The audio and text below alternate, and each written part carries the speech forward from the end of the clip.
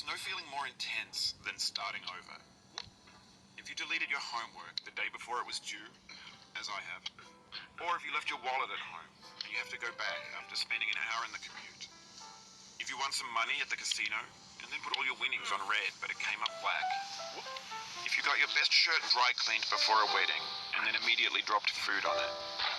If you won an argument with a friend and then later discovered that they just returned to their original view. Starting over is harder than starting up. If you're not ready for that, like if you've already had a bad day, then what you're about to go through might be too much. Feel free to go away and come back. I'll be here. Alright, thanks for coming with me on this trip. I'll understand if you have to take a break at any point. Just find a safe place to stop and quit the game. Don't worry, I'll save your progress, always, even your mistakes. This game is a homage to a free game that came out in 2002, titled Sexy Hiking. The author of that game was Jazzuo, a mysterious Czech designer who was known at the time as the father of B-games. And B-games are rough assemblages of found objects. Designers slap them together very quickly and freely, and they're often too rough and unfriendly to gain much of a following.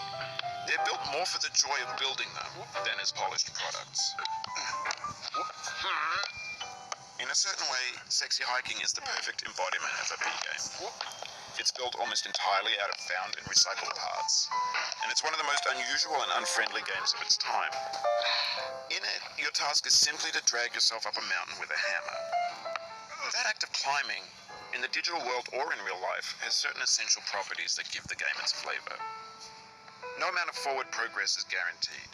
Some cliffs are too sheer or too slippery, and the player is constantly, unremittingly in danger of falling and losing everything. Anyway, when you start Sexy Hiking, you're standing next to this dead tree that blocks the way to the entire rest of the game. It might take you an hour to get over that tree. A lot of people never got past it. You prod and you poke at it, exploring the limits of your reach and your strength, trying to find a way up and over. And there's a sense of truth in that lack of compromise. Most obstacles in video game worlds are fake. You can be completely confident in your ability to get through them once you have the correct method or the correct equipment or just by spending enough time. In that sense, every pixelated obstacle in Sexy Hiking is real. The obstacles in Sexy Hiking are unyielding, and that makes the game uniquely frustrating. But I'm not sure Jazzuo intended to make a frustrating game. The frustration is just essential to the act of climbing, and it's authentic to the process of building a game about climbing. A funny thing happened to me as I was building this mountain. I'd have an idea for a new obstacle, and I'd build it, test it, and it would usually turn out to be unreasonably hard. But I couldn't bring myself to make it easier. It already felt like my inability to get past a new obstacle was my fault as a player rather than as a builder. Imaginary mountains build themselves from our efforts to climb them, and it's our repeated attempts to reach the summit that turns those mountains into something real. When you're building a video game world, you're building with ideas, and that can be like working with quickset cement. You mold your ideas into a certain shape that can be played with, and in the process of playing with them, they begin to harden and set until they're immutable, like rock. And at that point, you can't change the world. Not without breaking it into pieces and starting fresh with new ideas.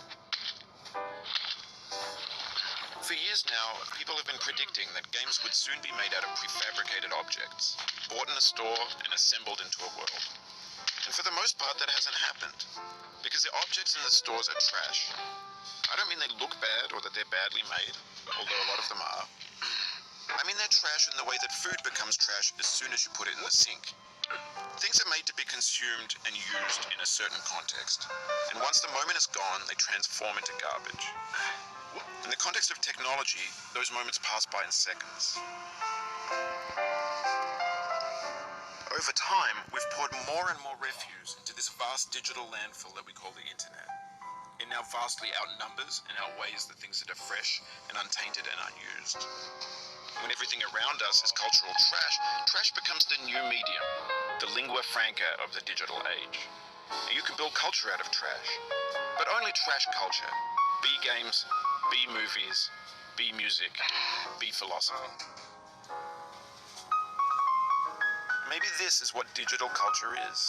A monstrous mountain of trash, the ash heap of creativity's fountain. A landfill with everything we ever thought of in it. Grand, infinite.